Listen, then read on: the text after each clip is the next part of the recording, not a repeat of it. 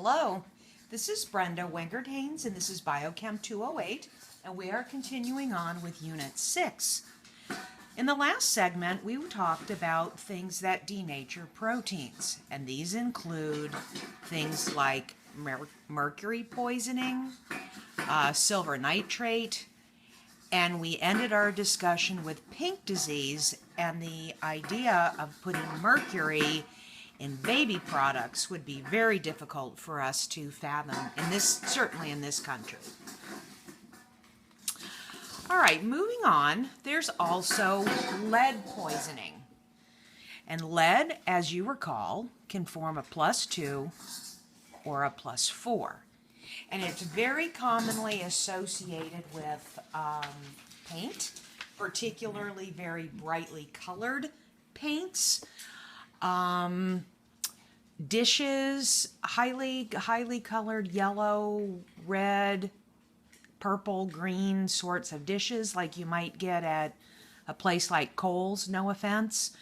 Houses prior to about 1983, I believe, were allowed to use lead in the paint. Also, lead was part of gasoline so that it would keep the engine from knocking.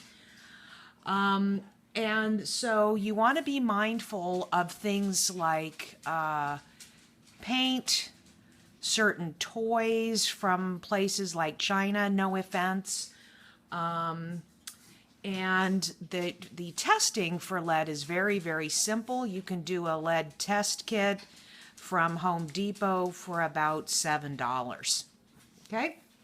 Now the last one on the list is very timely, especially for the holidays. Agitation, not meaning making people angry, but agitation with respect to biochemistry and proteins is whipping. Okay? So you can whip cream or eggs and incorporate enough air to disrupt the hydrogen bonds between amino acids, and you end up with meringue. And who doesn't love meringue? Well, maybe you don't, but lemon meringue pie this time of year, Thanksgiving or perhaps in the spring for the spring holidays is typical. All right, now we want to conclude with hydrolysis, and hydrolysis means to break apart using water. Okay, so we have talked about acid hydrolysis in the lab. We used acid in the form of HCl or sulfuric acid perhaps, and we used heat to the point of boiling. And our idea is that we were trying to chop apart our starch, and when the starch was completely hydrolyzed, we had individual units of glucose, and in theory, we could take those individual glucose units and test them with Benedict's, and we would get a red precipitate. Okay? Now, obviously, we don't want to do this in a body system, so we'll have to use enzymes. Okay, and enzymes that are used to hydrolyze proteins in the diet are trypsin, pepsin, chymotrypsin, and a whole variety of peptidases. All right, now in order to hydrolyze, stylistically, we could say we're going to hydrolyze and break our peptide bonds here.